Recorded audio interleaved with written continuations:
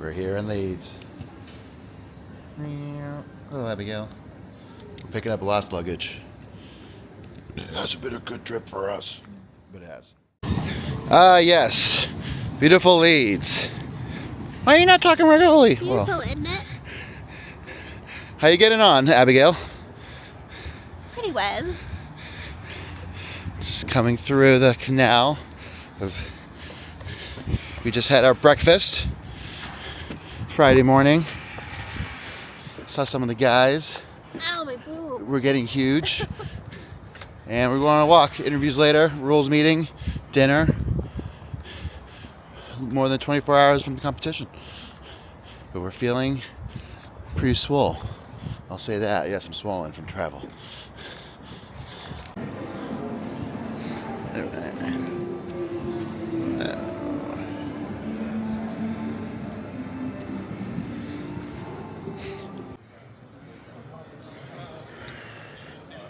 Calm before the storm.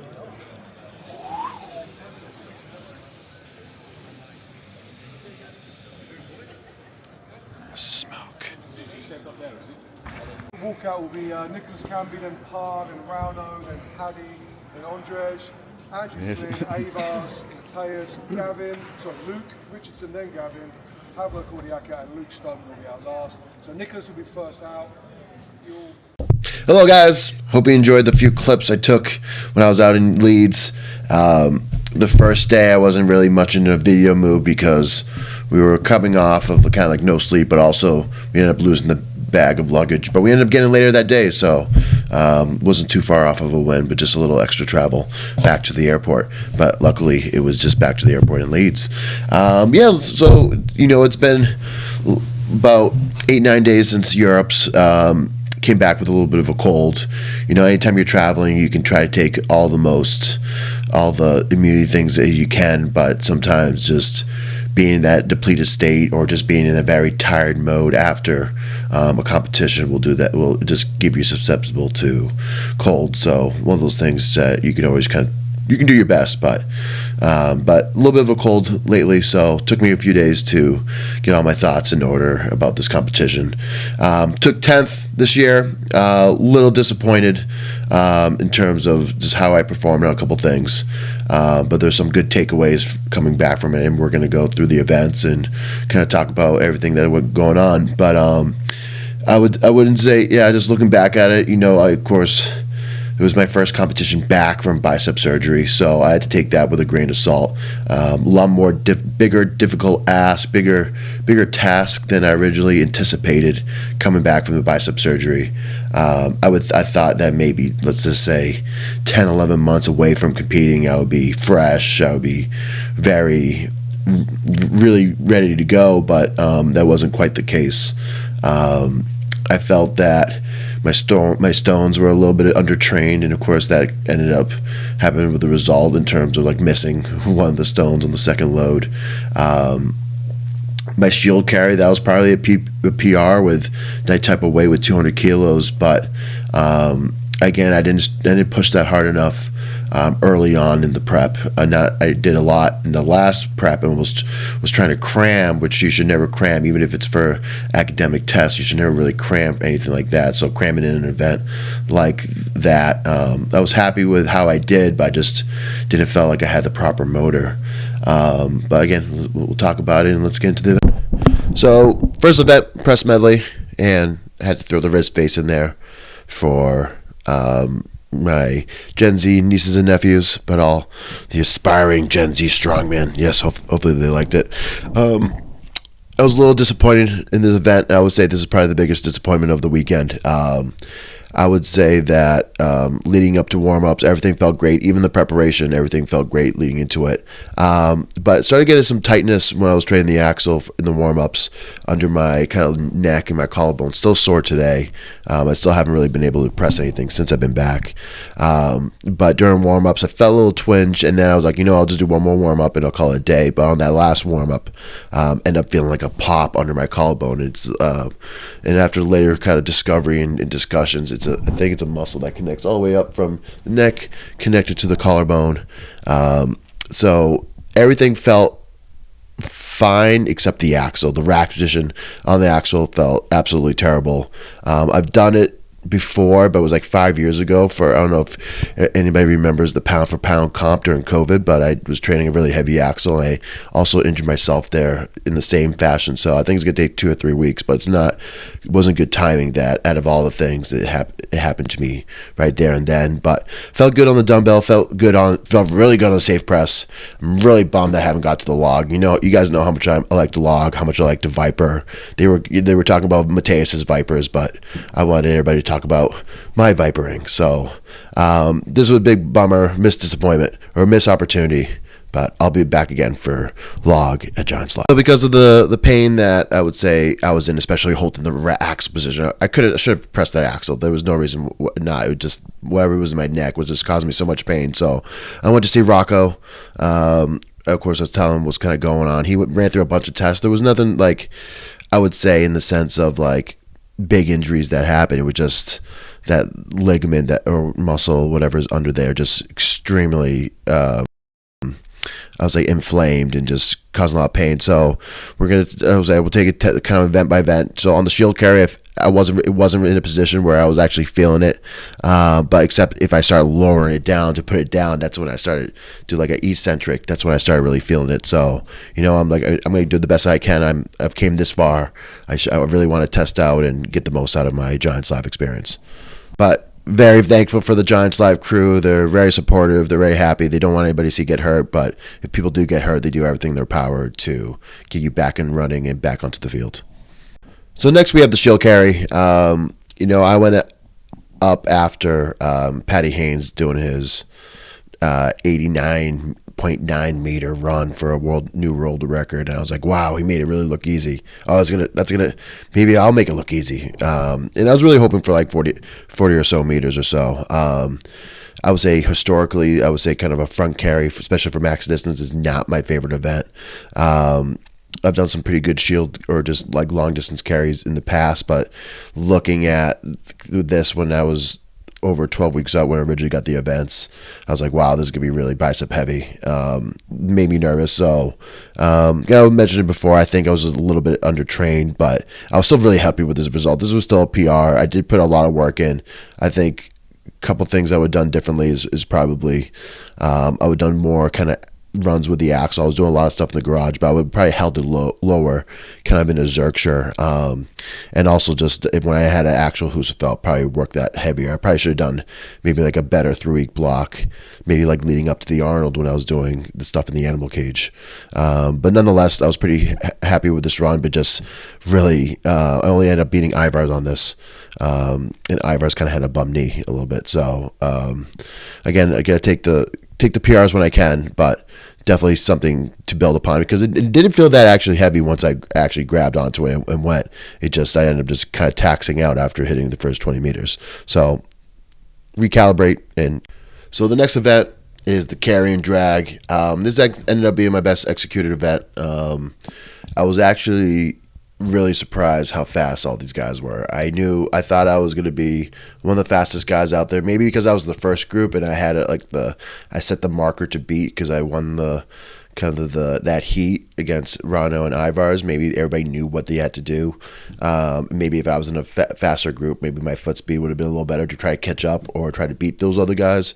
But I was really surprised a lot of guys ended up beating me on this. The anvil was a lot bigger than I expected. I asked Big Laws for some suggestions going ahead of time. But I also got a suggestion from Anna Bishop to kind of use your knee to kick up the anvil and go up. And that cost me probably like a half a second, because you see those guys kind of beat me to it. But then I was able to kind of catch up to them when I was carrying it, and then had a great transition from putting down the block and grabbing the actual chain and then kind of running with it. So you see like some of the guys that have really fast times, they were like falling backwards at the end. I think I was starting to get like tired at the end. So one thing to kind of I learned is just to keep focusing and just to kind of drive all the way through. But I also think it's one of those items where if you have faster guys to go against, usually sometimes that does bring up your speed overall. But had no issues here. The neck felt fine, and I thought it was one of the better events. I just was hoping to get more points on it. So the next event was the axle deadlift. So we had 350 kilos, or 770. You know, it was interesting kind of coming into this. I felt like my deadlifts were decent, probably the best axle deadlifts I ever done in training, but I just wanted a little more. Maybe just because this is my big first deadlift prep off the bicep. Maybe that's where I didn't get to all the way to the top, but I also was doing the heaviest weight I ever done for the axle, so maybe this was a little bit of a learning curve. So some things to note, but this one was a little bit of a tough one. I only got maybe a few reps in warm-ups. Every time I locked it out or about to lock out, of course the spot in my neck would just scream, just because it was just a lot of tension in my trap. So Rocco gave me the good suggestion in terms of really lock out those lats, really try to hold it in your lats rather than your traps. But going out there, it hurt, but it was manageable. Sometimes the adrenaline just kind of pushes you that you can able to do the reps. So ideally I wanted to get 4. I think when I first set out I wanted to hit 5, but coming out with 3, it's still a huge PR for me. So I'll take that win, and the fact that I was able to grind out even with the sense of like 15 minutes before I was talking to Ben Joyce, maybe thinking about potentially pulling out of the contest because my neck was hurting me so much. So that was a huge win for me. Just mind over matter. Just push the things aside and just send it. So all I could ask for. So 3 solid reps. End up I think tying 8th place with Flynn and Mateus. Really would like to be Mateus on the deadlift event because he's not notoriously known for deadlifting. But you know what? I'll take it.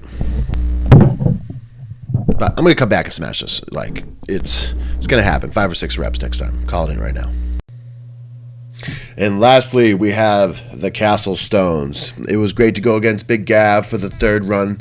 I think he ended up like hurting his forearm, maybe his bicep. We still really don't know. At like the mid run, so pretty much did this run solo. As usual, that first stone I usually have to press, just because the block is so high. Then I had to do the 140 or the 308 to the second platform, and I got like the spin of death where it just, when I went to push it, it just spun on the edge and then came back to me. I should have probably been a little more disciplined and really extended a little more instead of trying to get it on as fast as I could.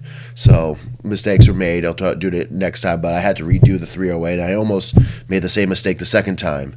160 felt fine, and I felt like I could have got that 180 if maybe I didn't make that first mistake on the 308. But it's just part of the game. I was, stones, I was going to take it with a grain of salt. Maybe if a lot of times, especially that last event, if you're in the running, you're in that top 5, you're fighting for a World's Strongest Man spot, sometimes you get that little extra motivation, you can really go. And in the past, that's the best way for me to really perform well on stones. But if I'm kind of, at that point, I was fighting for 10th, 9th, 10th, 11th place. Sometimes it's really hard to keep your head in there, and sometimes that's when the little mistakes happen. But I try to finish as strong as high as I could. I got that 180 pretty high, just it's not high enough to load it onto the 4th platform and then attempt the 200 kilo stone.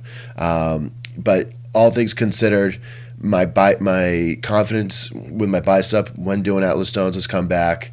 I had kind of like a short prep on stones just because I didn't want to overdo it on my bicep leading into this contest, because I wanted to at least finish this contest relatively healthy. I would say besides the neck, I came out relatively healthy to kind of start focus on the next plans. But that was my Europe Strongest Man run. We'll talk a little more about it. So, Europe Strongest Man 2025.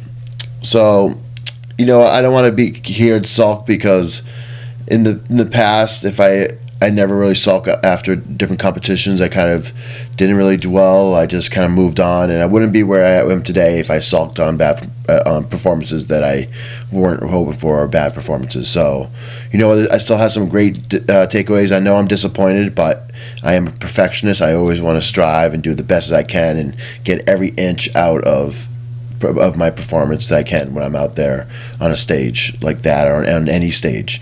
But good takeaways from Europe's Strongest Man, taking 10th place.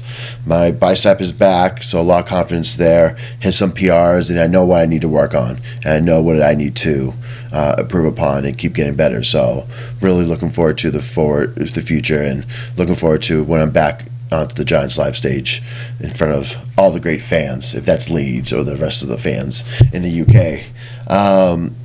So wanted to say also a special thank you to the Giants Live crew. They were great all weekend. It's always great to see them. They're always, even behind the scenes, they're always very helpful, and of course, great conversations even after the contest. So thank you for the Giants Live crew. Of course, thank you for Colin and Darren for, of course, giving me the great opportunity and inviting me to their shows. What's next for me? Of course, that's a little bit of a big question.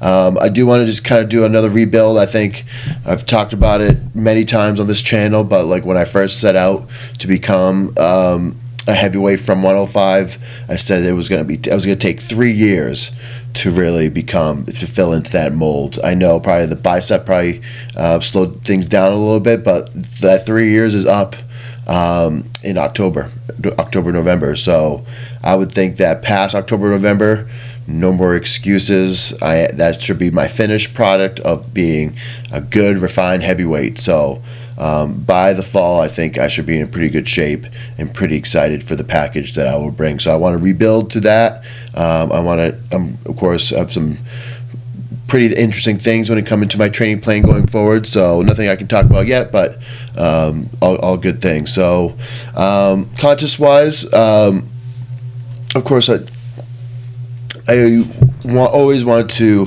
kind of continue kind of the prowess. Of course, I've competed in the States a bunch. But I was supposed to do this contest last year, but I'm going back to Italy in July. There's a contest on the East Coast. It's called King of the Sand. Should be a kind of fun contest. It's on like a beach festival weekend. So I'm looking forward there to do that and re-qualify for Italy's Strongest Man for 2025. And I'll probably be back at Italy's Strongest Man in November. So those are probably the only two that I have on the docket right now. But there could be some other contests that kind of fill in from there. But in terms of this channel, expect more vlogs and collabs and podcasts and instructional videos. So I'm going to be ramping up, especially since I'm not in like really focused, serious training at the moment. And then when it comes to coaching, I'll probably be taking up one more guy right now. I have about 6 clients, so I'm probably looking for a 7th. So if you guys are interested in coaching, please reach out. Either DM me on Instagram, or you can email me at canbybusiness.com, at gmail.com. So best way to reach me. But guys, I always appreciate doing the channel. Of course, there's many roads, but just because things don't go your way doesn't mean you should give up. You should try harder, if anything, and really fight for what you truly believe in and what truly matters to you. So guys, thank you, and until next time, everybody, stay strong.